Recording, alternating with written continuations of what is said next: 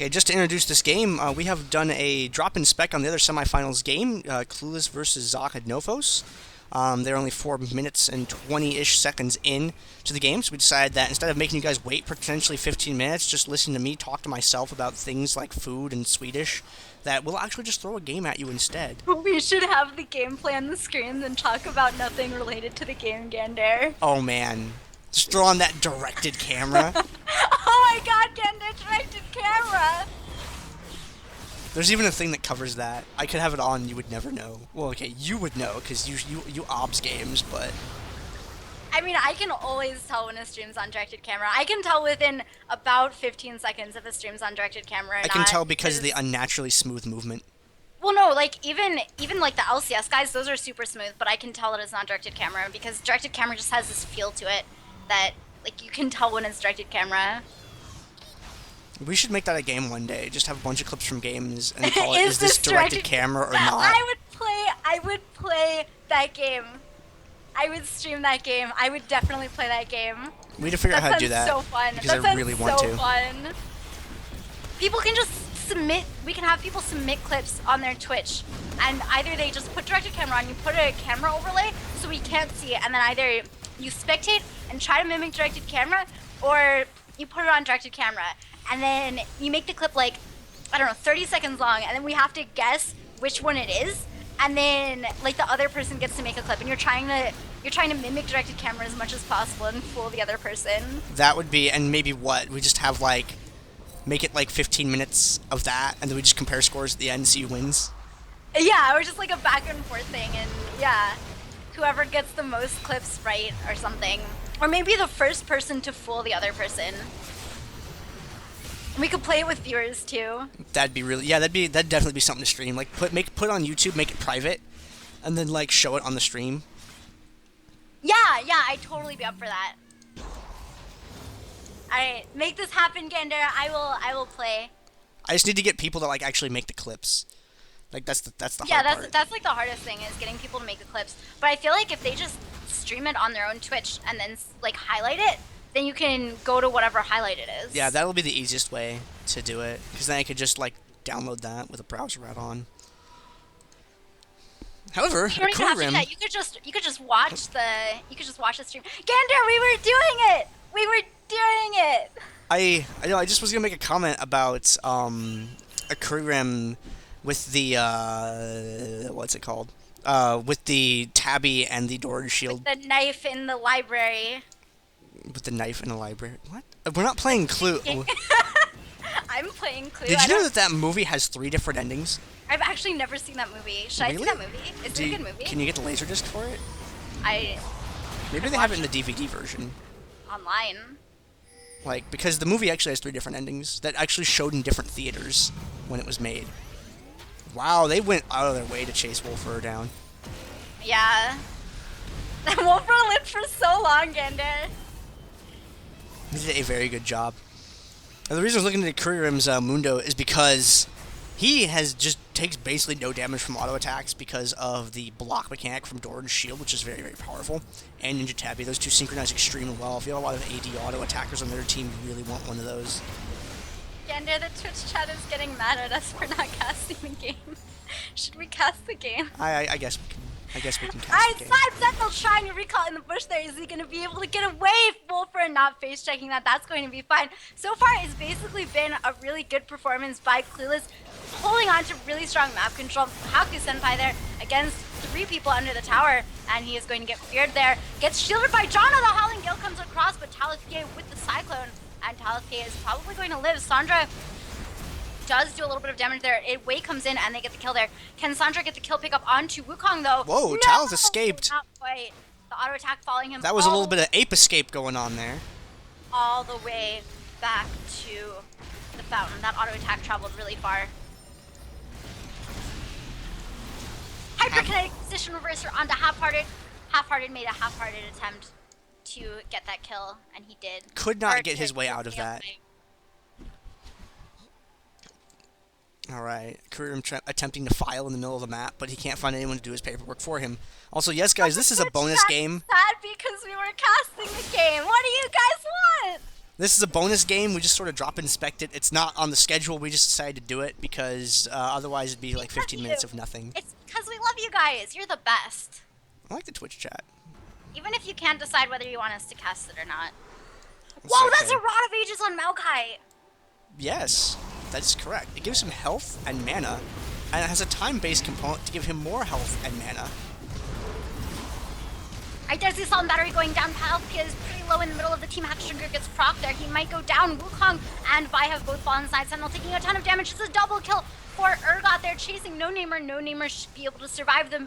The Kassadin curse looks to be surviving. No Namer plays Jace and Kassadin. Wow, that's just mean.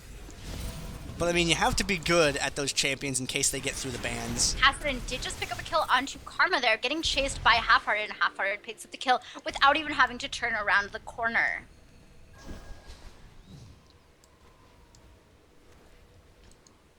I feel like I don't see Roa that often on Maokai. We see it on a couple Maos. I It's feel like for the most part I don't see Roa. sometimes he has it, sometimes he doesn't. Also, I like, we just like unnecessarily hyping normal things occasionally just to mess with you guys, so you have to be aware of that too. They're all building boots, Gandair! All of them have built boots this game! Can you believe it? Not a single can't person has skipped it. believe It has to be some sort of new Holy meta. shit!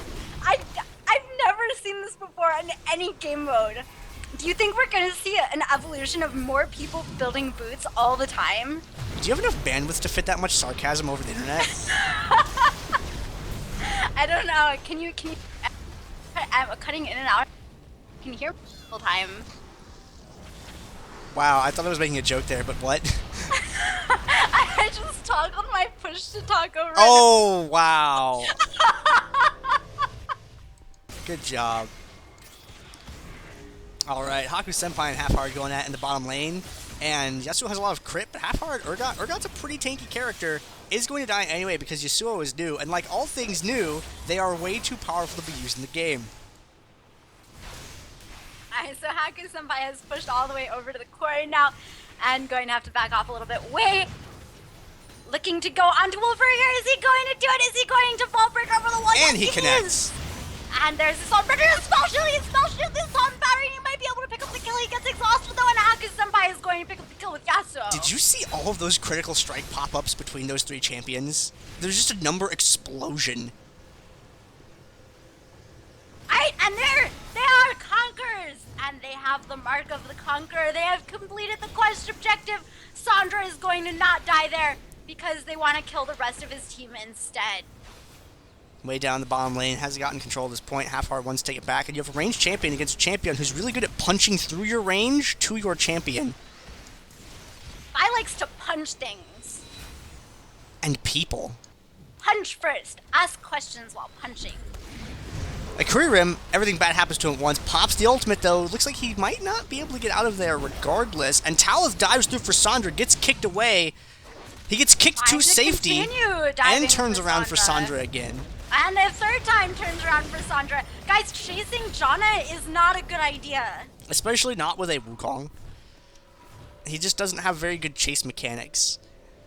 I'm not sure. Janna let him go. You said she kicked him out of the fight. He just couldn't take that hint. Oh, someone asks, what's the deal with quests? I could answer that for you. The quest objective point, when it is captured, it does an instant 20 damage to the enemy's nexus. And on top of that, it gives your entire team a plus 10% damage buff. It is very useful. Alright, New Namer and Sandra are top. And Side Sentinel joining them there, going on to Akram. Karma did not recall. She's still pretty low health. The Q from Janna does not connect. There's the suppress out of Half-Hearted. Akram ulting has not got the Grievous Winds. Now he does have the Grievous Winds. There's a knockup from Janna again. Side Sentinel. Oh, the shield comes in, but it is the shutdown anyway. And meanwhile, Vi and Yasuo are going to be able to pick up the quarry. So the windmill, they'll still have a 3-cap even after the windmill goes down. The quest spawn points are indeed random, Joel Gyms. It is very rare, but occasionally a bad quest objective pop-up can cause you to lose the freaking game because it shoots the last 20 off of your nexus. Very uncommon, but when it does happen, it's complete BS, and there's nothing we can do about it. I think It puts it quests at... shouldn't happen if you're below 40 nexus health. That'd be interesting. Or they should just not do the instant damage component, perhaps. But they're really Or bad like the instant damage at that not happen low. if you're below 40 health. I'd say below 50. Give it that little extra buffer. It would be nice. If No we Namer could coming in. Can they change get the it. kill onto Akram? Don't focus the Mundo. Don't focus the Mundo. That's worse than chasing the Jana. Don't do it. Don't do it. Don't do it. Don't But suddenly, do it. Don't do it. Don't focus Mundo. yeah. Mundo, guys. The quest objectives It's spawn at hard. any two random points that are across for each other, which means in stupid cases, you can backcap the enemy's point and have that turn into an objective for them to cap, and then have to abandon it because it's right next to their base, and then they get the objective for free. Silly things like that can happen. I think the quest objective should only be able to spawn on either both bots or the windmill. And I also think that it shouldn't lose the Nexus health if you're below. It should just be both bottoms, because I would encourage bot lane ganking a lot more. Yeah. It's just something that people need to learn. Because it's not OP enough yet. Akram, now you can focus the Mundo because he's all alone. That's a different story. You lost your train of thought? Do you need That's to the borrow the Vato train instead, Salad Paladin? Because we drive the train. We can let you borrow it for a fee. Wolfer going to get dope here. No Namer takes the lie. He goes down to Wolfer. Kassadin died. Kassadin's 11 and 8. That's actually a really high amount of both kills and deaths. Well, Vi is 9-9, which is the same amount of total kills and deaths. Wait, no, it's not. It's off by 1. I'm wrong.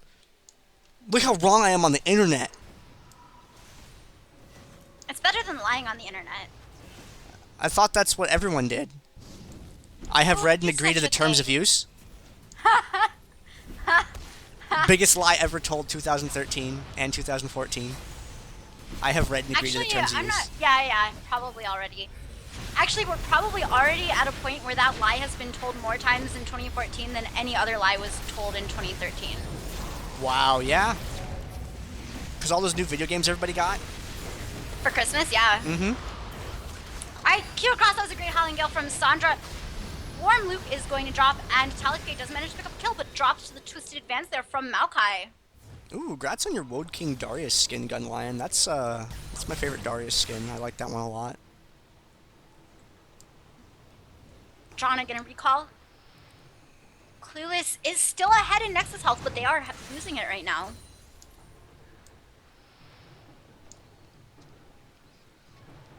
Both teams heading towards the middle of the map. That looks like Adnofos' team has really good map positioning right now. Although they are putting Amundo face first towards the enemy. And oh, Janna with the reveal there. Akram taking a lot of damage. There's the Vault Breaker forward. Don't focus Mundo, guys. Don't focus Mundo, but it's okay because you applied Grievous Wounds and he wasn't ulting anyway. There's the Assault and Battery. Gets the knock aside onto Talith and the knock up onto Wolfer. Wolfer, they exploded! Wow. They are cleaning up so hard. That is maximum Windex. And Wei gonna get feared there by Nocturne as he can go down the shield from Jen at the last second, and he's also inside of the Maokai ult. And that Vengeful Maelstrom does a lot. He gets even more shield. Can he get even more shield? Can he survive this? He gets away. He is still alive. The Howling Gale onto Half Party there. And Sandra now going to take a lot of pain, but puts the shield on. Oh, Wei is coming back in. Takes out Half-Hearted. I can't believe it ended that way. But they need to defend against Karma. Now, Jana does have revive. Jana is going for the revive. Wei, I don't think you want to go back in. Wei is going to go back in anyway. Side Sentinel, actually, they do a ton of damage to Talus. Can they get the kill here? He is cycloning. He is getting the knockup, but there's the decoy to get out. Side Sentinel going to jump, or be jumped back on again by Talus, and they were, in fact, too low to pick up a kill. It is Yasuo and Sandra 2v1 against Karma in the bot lane. They should be able to pick up the Boneyard for themselves again. No Tiro Namer in Pat, top you have lane. the best comment in the Twitch chat. Thank you. Akuri and No Namer facing off up at the top part of the map. Akuri and Mundo is really, really good at throwing cleavers or briefcases, and he's an excellent 1v1 delay on points.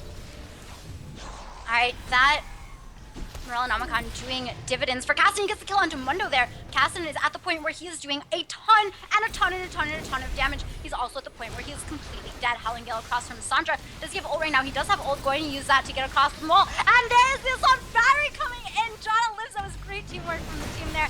And Nocturne coming in alongside Palace Gay there. The ult comes down to the Paranoia. Palace taking a lot of damage, and the Vault Breaker away from Vi, going to be able to pick up that relic. Also, Snide Sentinel is here. In addition, they're going onto Wolfer. There's the slow coming out from Jana. The Fear Leash goes down. Spell Shield onto the Howling Gale, so didn't get knocked up, but Ro4 is going to drop a double kill from Maokai, and Adnofos is ahead of Clueless in Nexus health. And it looks like there's a possibility they're going to be able to bring this game home. And Clueless had a very large lead at one point. But now that lead is gone. Along with Karma's life, it is now back at the Summoner platform, which gets to think about what happened. Oh, nice wind wall there, but the suppress goes through it. Apparently, I did not realize that that was a thing. And Haku Senpai going to take a ton of damage. I think he also thought that the wind wall would block the hyperkinetic position reverser. Tal with PA hanging out in the bushes just below this point. Wants to be able to defend it if he can.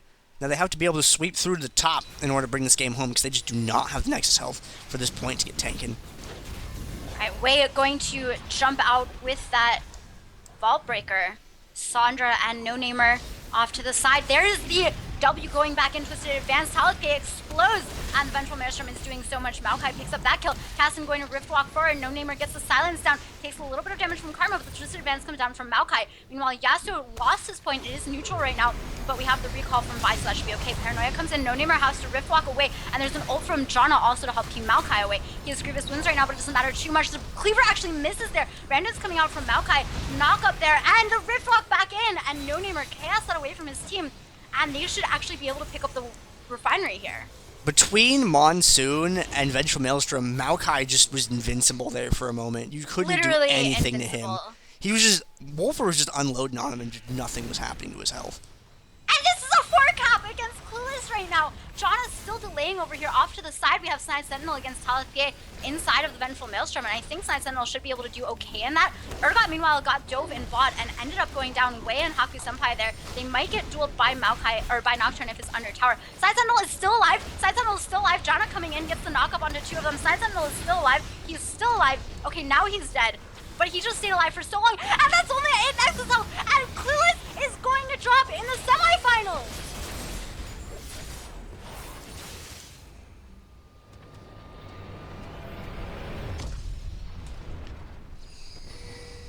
Alright, there we go, ladies and gentlemen. That means Adnofos is going to go on to the finals, and Clueless gets a, well, I think Armor has it right in the chat.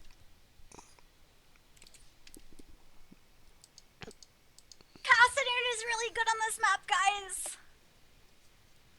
Well, he's okay. He's alright. That was a really awesome game. With the worst commentary. It's okay, we started casting it for real when it got exciting, so worth. Whoa! I got a, another. Thank you! I love Chrome Rammus. Like, the only two I like are Full Metal and Chrome. Hell yeah, Lurch, thank you.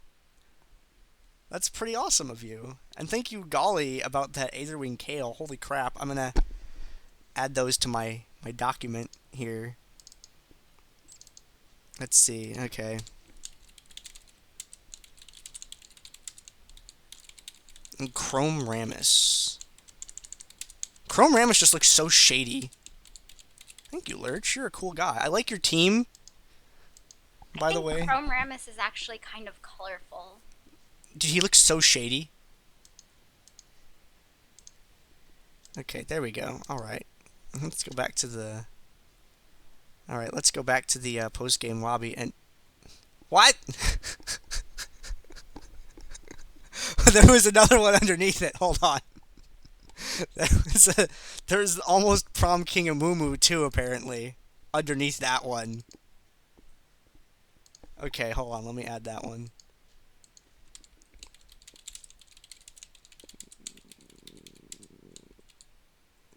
That was by Krog. Thank you, Krog. You're very nice. I appreciate it. Who puts a gift under the gift? I have to click through multiple layers of gift? Just what? Okay. Alright, there we go.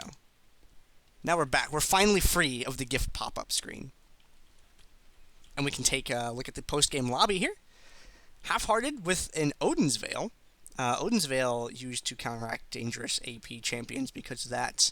Odin's Veil has a very nice, unique passive. Reduces 10%. Magic damage reduced by 10%, man. It's a thing. It's good. It's like Ninja Tabi, only hideously much more expensive. And we're seeing Yasuo with that. I have all the crit in the game with a Static Shiv and an IE because someone thought that getting double crit was an amazing idea. Well, at least his crit damage goes down by 10%, right? No. No. Still, that's not enough to justify it. Gandair, get in the lobby when you're done with that. Alright. So I'm going to, wait, we gotta take a look at damage. Damage dealt to champions. Kassadin in the front, 43k, followed by Maokai with 40,000 damage.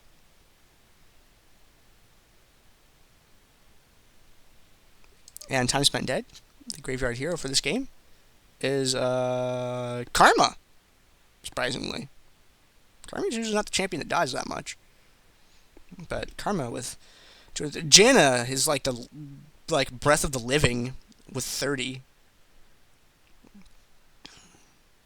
Alright, and we will go over to the next game lobby. So this is going to be going to the finals here in a moment. In just a moment.